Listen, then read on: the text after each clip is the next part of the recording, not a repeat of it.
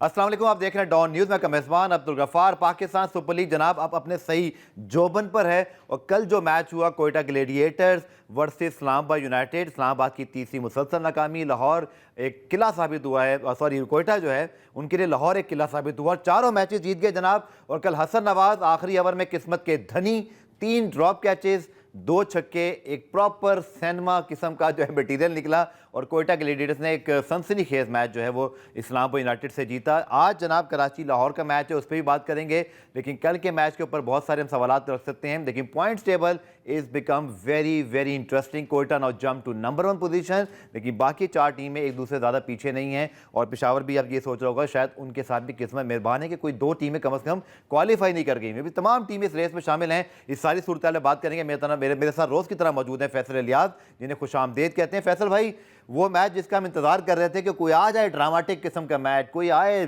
जिसमें दिल की धड़कनें तेज वेज हों। आई एम श्योर कि इस्लामाबाद के फैंस अब तक गुस्से में होंगे कि हमारी टीम ने क्या किया, और कोयटा के फैंस तो कल छलांगे मार रहे होंगे। That is the beauty of PSL।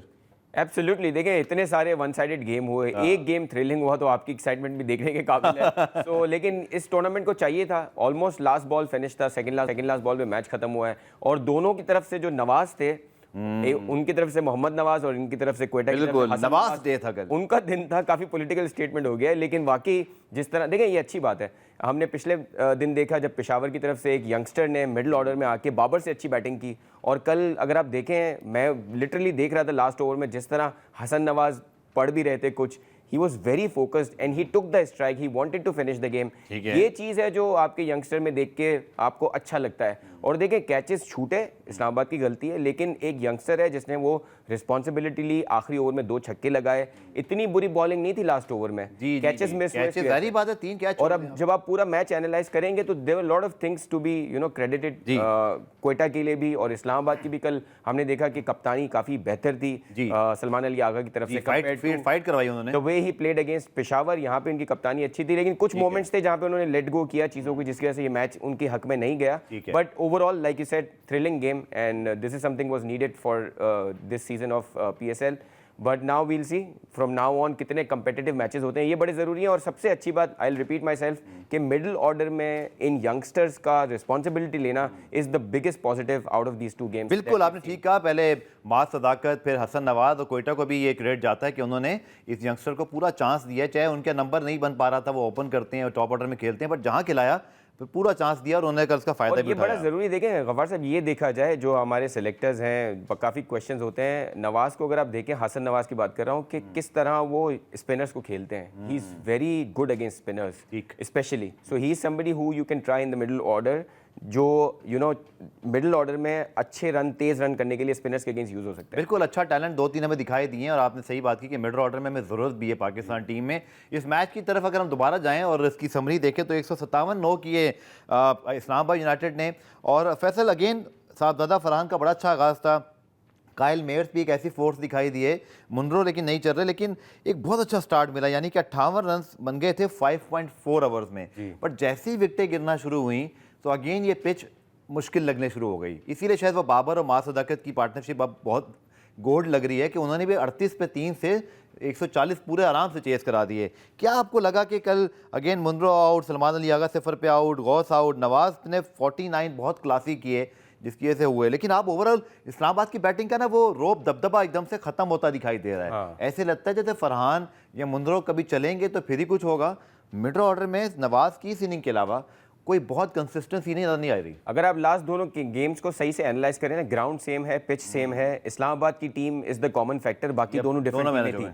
अब आप दोनों में देखें, दोनों मैचेस में इस्लामाबाद की टीम पावर प्ले में दोनों मैचेस में अच्छा खेलती है, बैटिंग अच्छी करती है। बिल्कुल ठीक। जैसे ही 7वां ओवर आता है उसके बाद वो 15वें ओवर तक स्ट्रगल करते हैं दोनों मैचेस में। बिल्कुल ठीक, सही है। सेम। अगर आप ऑपोजिट साइड को देखें तो वो पावर प्ले में इतना अच्छा नहीं खेलते, वो पावर प्ले में गेम इनसे नहीं लेके जाते, पावर प्ले के बाद इनसे गेम लेके जाते हैं। देखिए कल कोयटा जो है ना, पेशावर की तरह ही चेस डाउन कर जाता, लेकिन हुआ ये कि आपके राइली रूसो रन आउट हुए, टर्निंग पॉइंट था। उसके बाद मजीद विकेटें गिरी, फिर हमने देखा कि फील्डिंग बहुत अच्छी की इस्लामाबाद में बिट्स एंड पीसेस में, स्पेशली जेसन होल्डर ने जिस तरह के कैचेस लिए, फ़हीम अशरफ का कैच लिया। So these were the things that brought Islamabad back in the game.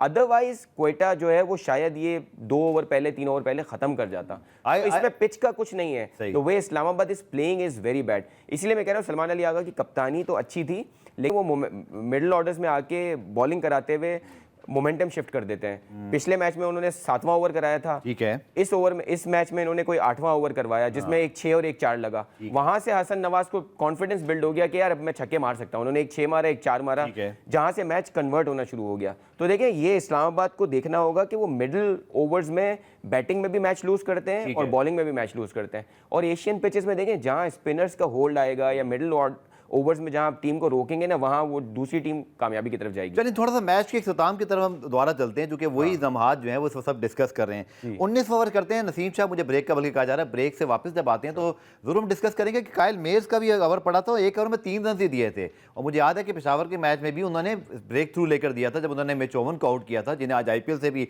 Offer आ गई है पेसर की परफॉर्मेंस के बाद। तो क्या इससे बेहतर कर सकते हैं सलमान अली आगा? आखिरी 2 ओवर्स की कुछ कैलकुलेशन जो है ना, कुछ अरसे से ही पाकिस्तान क्रिकेट में आगे पीछे दिखाई दे रही है, from that India Pakistan Melbourne match से लेके अब तक। तो इसको डिस्कस करते हैं शॉर्ट कमर्शियल ब्रेक के बाद।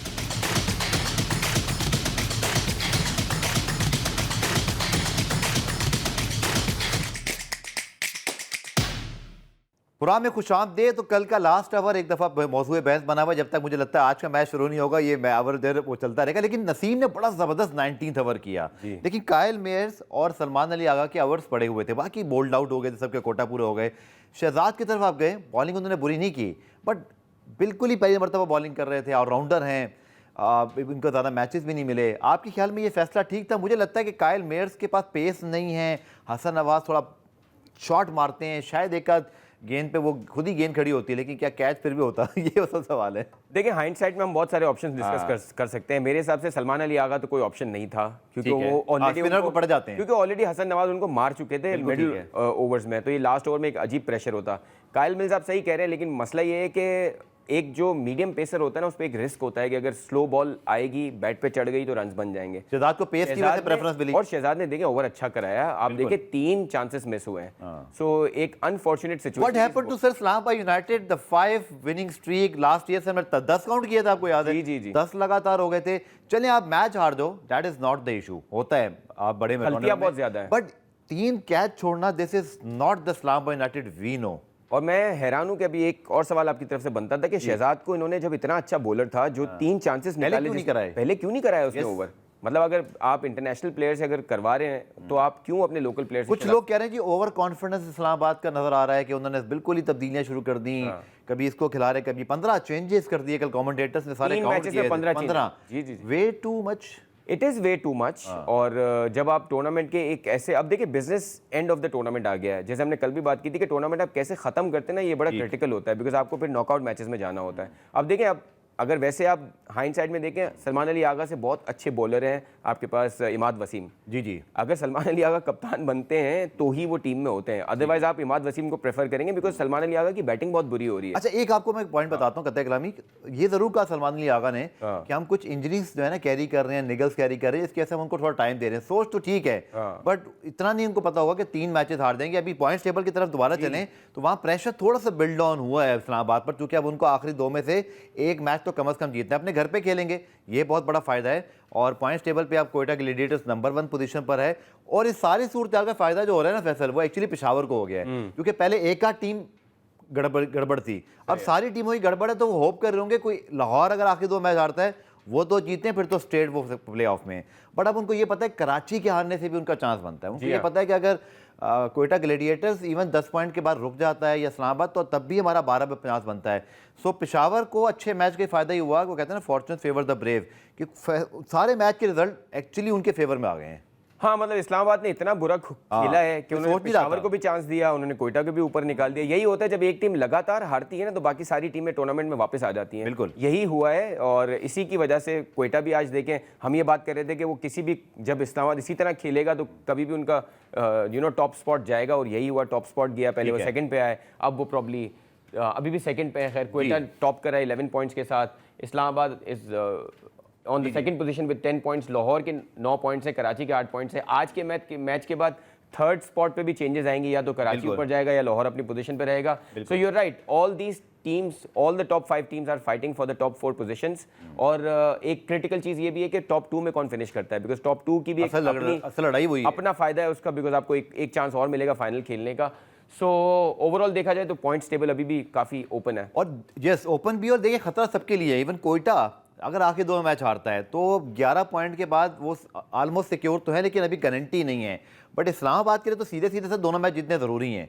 और लाहौर की सिचुएशन बड़ी अजीब है, जो कल बात की मैं सुन रहा था सिकंदर रज़ा ने, कि हम टॉप 2 में फिनिश करना चाहते हैं। ये भी पॉसिबिलिटी कि दोनों मैच जीत के वो टॉप 2 में आ जाएं 13 पॉइंट के साथ। बस ये भी पॉसिबिलिटी है कि अगर दोनों मैच हारते हैं तो 9 पॉइंट पे रह गए, तो बाकी टीमों ने 10 कर दिए तो आप टूर्नामेंट से बाहर हो जाएंगे ना। और this is really getting excited Faisal. और साथ साथ ये आपके सामने अब शेड्यूल भी आ गया, जो कि बड़े एक्साइटिंग मैचेस आ रहे हैं। आप देख लें कि अब मैच है जी आज कराची लाहौर का, और फिर मुल्तान पेशावर कल जो हो रहा है, ये भी इसी तरह का इंटरेस्टिंग मैच है फैसल। बिल्कुल ऐसा ही है। और मुल्तान पेशावर जो है वो हो रहा है मुल्तान में, ये एक बड़ी खतरनाक बात है पेशावर के लिए, बिकॉज मुल्तान की टीम जो है वो अच्छा खेलती है अपने घर में। और आज का मैच ऑब्वियसली लाहौर में है, आज कराची के लिए। Faisal what about that may 8 match Peshawar Zalmi versus Karachi, क्योंकि कराची अगर आज हारता है या जीतता, दोनों सूरतों में ये मैच भी एक दूसरे से आगे ले जाने के लिए, और फिर पेशावर को उसके बाद लाहौर से भी खेलना है। तो पेशावर का बहुत बड़ा इम्तिहान 8 और 9 मई को आ रहा है। होप वेदर ठीक रहे, क्योंकि कराची में भी कल और परसों कुछ बारिश की पेशगोई हमें न्यूज़ में सुनाई दे रहा है जी। कराची में है, लेकिन कराची में ये कह रहा हूँ, मैं ये कह रहा हूँ वहाँ ना हो जाएगा। हाँ वहाँ ना हो, उम्मीद तो यही है, बिकॉज टूर्नामेंट के लिए बड़ा ज़रूरी है कि मैचेस हों। लेकिन देखें अगर आप वेन्यू के हिसाब से देखें ना, पेशावर को चैलेंज तो है, बिकॉज और देखें मुल्तान अभी नथिंग टू लूज वाली सिचुएशन में है।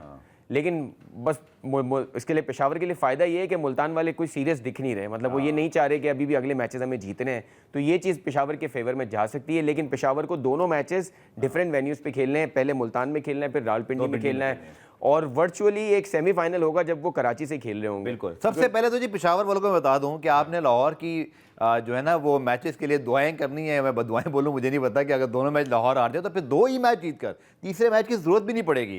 देखिए मैंने कितना आसान टोटका बता दिया, लेकिन इतना आसान है नहीं। पूरा हम एक ब्रेक शामिल करते हैं। ब्रेक से जब वापस आएंगे तो फैसल से पूछेंगे स्पेशली आज कराची लाहौर के मैच की ओल्डेस्ट राइवलरी, और इस मैच की भी पॉइंट्स की बड़ी वैल्यू है, क्योंकि दोनों टीमों में से जो जीतेगा उसका चांस बन जाता है, दूसरी टीम फंस जाती है। डिस्कस करेंगे इस ब्रेक के बाद।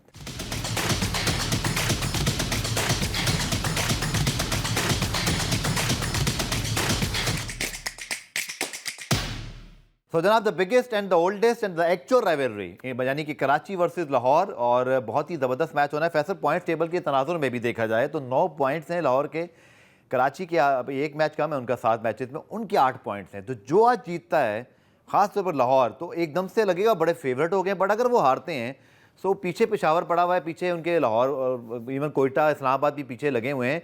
So very important match for both teams. और इस मैच की जो एक वो है ना एक फ्लैम्बॉयंस, वो इस पॉइंट्स टेबल ने उसमें मजीद चंगारियां लगा दी हैं। जी जी, कल के मैच के बाद इस मैच की और हाइप क्रिएट हो गई। अगर अब लाहौर और कराची का मवाजना करें on paper, Lahore is a very strong side. इनके पास अगर आप देखें तो हारिस और शाहीन शाह जैसे पेसर्स हैं, सिकंदर रजा स्पिन में उनके फॉर्म में है, वेरी कंसिस्टेंट। एब्सोल्युटली, उनसे हमने कल बात भी की थी, और जिस तरह का उनका एक देखें रोल मिला हुआ है उनको कि मुझे इकोनॉमी रेट को कम रखना है, कंटेन करना है, दूसरे एंड से विकेटें गिरेंगी। और जिस तरह की फॉर्म में उनके प्लेयर्स दिख रहे हैं, सैम बिलिंग्स, और इवन आप बैटिंग में भी देखें तो रन्स उनके आ रहे हैं, फिनिश अच्छे कर रहे हैं, पूरी टीम का मोराल हाई है। मुझे लगता है कि कराची के लिए बहुत बड़ा चैलेंज होगा, और चैलेंज इसलिए भी होगा कि कराची काफ़ी दिनों के बाद खेलने आ रहा है। लाहौर क्योंकि मैचेस खेलता आ रहा है तो उनके लिए इतना मुश्किल नहीं होगा मेरे हिसाब से। और जिस तरह मोमेंटम बना हुआ है तो आज कराची के लिए एक बहुत बड़ा चैलेंज होगा। बिल्कुल। और लाहौर ने एक और चीज़ बड़ी अच्छी की, जो फैसल मेरे ख्याल में इस वक्त सबसे तगड़ा मिडल ऑर्डर उनके पास है। डैरन मिचेल, सिकंदर रजा, सैम बिलिंग्स, ऊपर फ़खर जमान अगर चल जाए तो फिर उन तीनों के लिए पूरा प्लेटफॉर्म सेट होता है। यस, अब्दुल्ला शफीक बहुत रेगुलर अच्छे शॉट्स खेल रहे हैं। सो वाकई कराची, लेकिन दूसरे कराची को देखें तो उनके पास भी बहुत अच्छे बॉलिंग ऑप्शंस हैं। They gel like a team. David Warner ने उस टीम को बड़ा जोड़ के रखा हुआ है। टिम साइफर्ड बहुत अच्छी फॉर्म में है, रन्स कर रहे हैं। विंस की खासतौर पर अगर हम बात करें, सो कौन सा की एलिमेंट देखते हैं, क्योंकि इस विकेट पर रन्स नहीं बन रहे। यहाँ फास्ट बॉलर्स का किरदार बहुत अच्छा है। अगेन हम वो बात भी करेंगे जो इस्लामाबाद ने पेशावर के खिलाफ गलती की, कि अगर आप प्रॉपर फास्ट बॉलर ज़्यादा नहीं खिला रहे, यू आर इन ट्रबल। तो क्या आपको लगता है दोनों टीमें फिर फास्ट बॉलिंग की तरफ ही जाएंगी, जैसे पेशावर ने एक मैच में 4 फास्ट बॉलर खिला के जीते? देखिए कराची को भी जो ना इस पिच पे एक्सपीरियंस हो गया है कि किस तरह खेलना है। उन्होंने जो लास्ट गेम जीता है मुल्तान सुल्तान से, उसको भी अगर आप देखें तो उसमें बहुत सारी चीज़ें कराची ने ट्राई की और वो सब सही गई हैं। ठीक है। और आपने बिल्कुल सही कहा कि कराची की भी स्ट्रेंथ यही है कि उनके जेम्स विंस रन करें, टिम साइफर्ट रन करें, डेविड वार्नर ऊपर से रन करें। अच्छी बात यह है कि नीचे आपके जो लोकल प्लेयर्स हैं इरफान खान नियाजी और टू सम एक्सटेंड आपके जो खुशदिल शाह हैं, उन्होंने रन किए हैं। तो ये एक अच्छा कॉम्बिनेशन है। लेकिन प्रॉब्लम यह है कि अगर आप ऑन पेपर देखेंगे ना तो लाहौर की टीम बहुत स्ट्रॉन्ग है। अपने घर में और अपने घर में माहौल बना हुआ है, क्राउड कर लिया है, थोड़ा पोटेंशियल पे खेलते हैं, अगर आप वो अपने पोटेंशियल पे खेलते हैं और जो एक राइवलरी का एक एलिमेंट भी होता है ना कि each team will try a little harder than normal, तो उसमें ये होता है कि जिसकी स्किल्स बेहतर होती हैं, जिसका एक्सपीरियंस बेहतर होता है, वो they will come out as winners. तो मुझे लगता है कि लाहौर का चांस ज़्यादा है, but again it is going to be a good game because Lahore पे भी प्रेशर होगा, स्पेशली पॉइंट्स टेबल का प्रेशर है कि उनका एक मैच कराची से ज़्यादा है और उनके पास एक वॉश आउट मैच है जिसके पास उनके 9 पॉइंट्स हैं। So these two teams are literally equal on the points table right now. तो उसकी वजह से लाहौर पे प्रेशर होगा, but it's good for the tournament because इसी तरह की सिचुएशन होगी कि 5 टीमें लड़ रही होंगी, ठीक है, तो ही आपको एक्साइटिंग मैचेस मिलेंगे जैसा आपको कल मिला था। ठीक है। मीर हमदा खेले थे लास्ट टाइम, अब्बास आफरीदी खेले थे, फवाद बहुत अच्छा पेस तगड़े बॉलर लगे, फिर आमिर जमाल को भी कराची लेकर आ गया, लेकिन फवाद से एक ओवर कराया था। एक ओवर कराया, बिल्कुल आपने सही कहा, 13 रन दिए थे, but 4 genuine pace option. Aamir Jamal is a very exciting allrounder जो कि अभी पोटेंशियल उनका निकला नहीं है। तो आपको कराची की बॉलिंग कैसे लगती है, जो कि इन विकेटों पर आई थिंक लाहौर की विकेट पर ये पेस अटैक बड़ा सूटेबल हो सकता है against the very very dangerous Lahore के अंदर साइड। जैसे खुर्रम शहजाद है ना, जो टेस्ट मैच की लेंथ कराते हैं, उसी तरह आपके पास मीर हमजा है, वो टेस्ट मैच की लेंथ कराते हैं और वो कंट्रोल के साथ कराएंगे। तो आपको एक बहुत अच्छा बॉलर मिला हुआ है। लेकिन आप हसन अली और आप अगर आमिर जमाल की बात करें, उनको जो है ना, देखिए अब गलती के चांसेस नहीं है। कल इस्लामाबाद ने कैचेस छोड़े, वो मैच हार गए।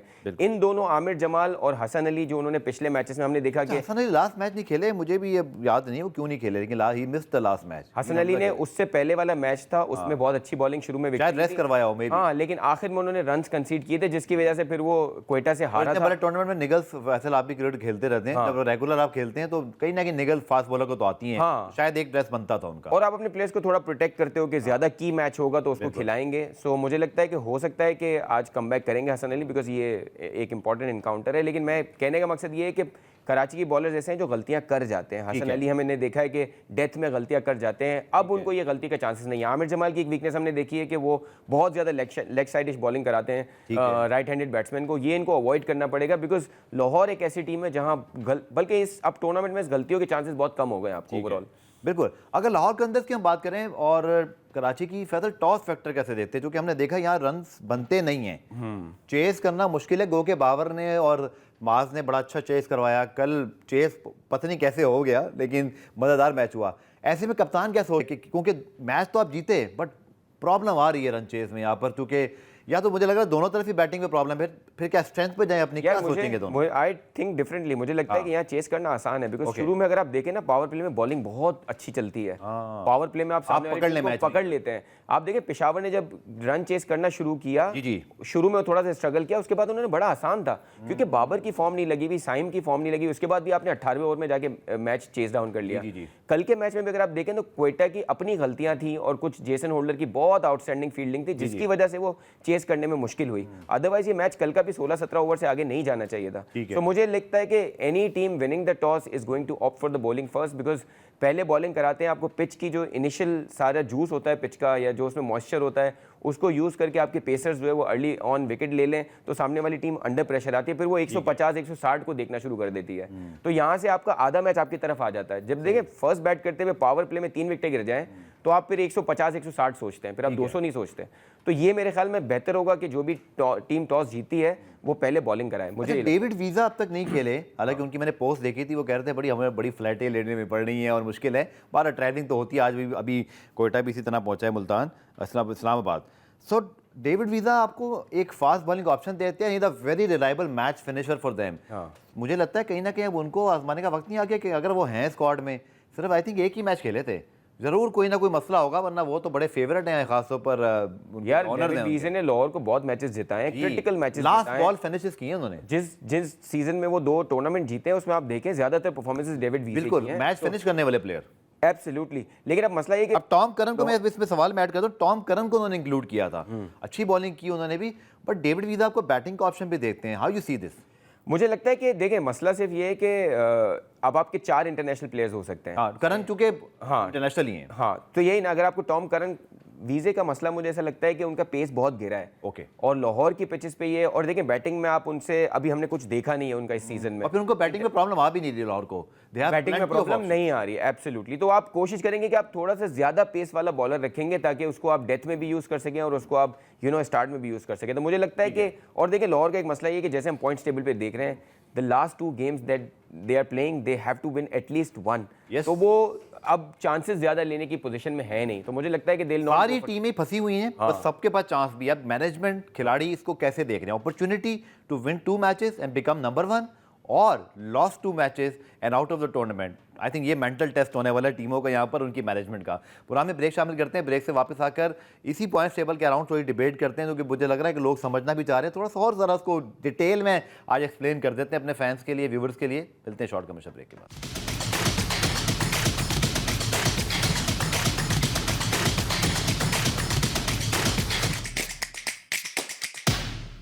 सो जनाब, दिल की धड़कनें अब तमाम टीमों के, उनके फैंस की तेज़ हैं। अगेन मुझे अफसोस हो रहा है मुल्तान सुल्तान का कि उनको आदत भी नहीं थी उनके फैंस को, लेकिन चलिए बेटर लग नेक्स्ट टाइम। लेकिन फैसल पॉइंट्स टेबल पर दोबारा आए, मैं अब आपसे आज बहुत खतरनाक प्रोडिक्शन लेने वाला हूँ। मैच की प्रोडिक्शन तो लूँगा आखिर में, but how you see the points table and the top 4 team, do you think कि वो जा सकती हैं? बशमूल के अभी ऊपर मौजूद हैं Islamabad United, but Quetta Gladiators ऊपर मौजूद है, बस इस्लामाबाद भी नीचे आया। सो इसको देखते हुए क्या आप कोई रोलर कॉस्टर देख रहे हैं कि कहीं ऐसा ना कोई बड़ी टीम बाहर हो जाए?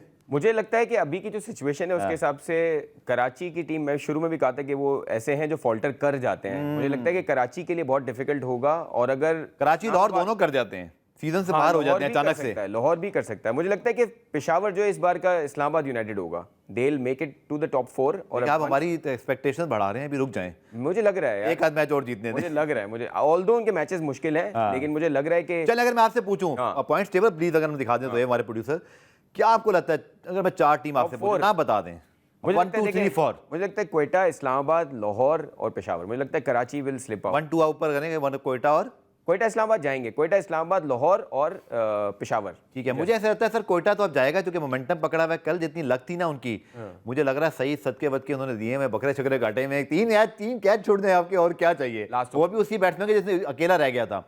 मुझे ऐसा लगता है कराची, लाहौर में से कोई एक टीम बाहर हो सकती है, बाकी 4 टीमें चली जाएंगी। मुझे भी ऐसा ही लगा। अच्छा, तो आप मतलब वही सेम एक तरह से सेकंड कर रहे हैं, इसलिए कि इन दोनों टीमों के साथ माजी में साइकोलॉजिकल प्रॉब्लम नहीं है कि क्रंच मैचेस हार जाते हैं, बट लेट्स सी, अभी पेशावर जल्मी थोड़ा डेंजर जोन में, बट उनकी इमरजेंस हो जाती है। कराची लाहौर, सर क्विकली मुझे ब्रेक लें, वो कंक्लूड। I think Lahore. मैं समझता हूँ कि आज कराची वो मैच जीतना चाहिए ताकि जल्मी का ही फायदा हो जाए। I am little biased today. Karachi के 10 पॉइंट्स हो जाएंगे। हाँ, लेकिन हाँ, कराची के भी हो जाएंगे। बहुत शुक्रिया फैसल। लेट्स होप कि एक और जबरदस्त मैच हो, सुपर ओवर हो जाए तो क्या ही बात है। कल दोबारा से मुलाकात होगी, तब तक के लिए अल्लाह हाफिज।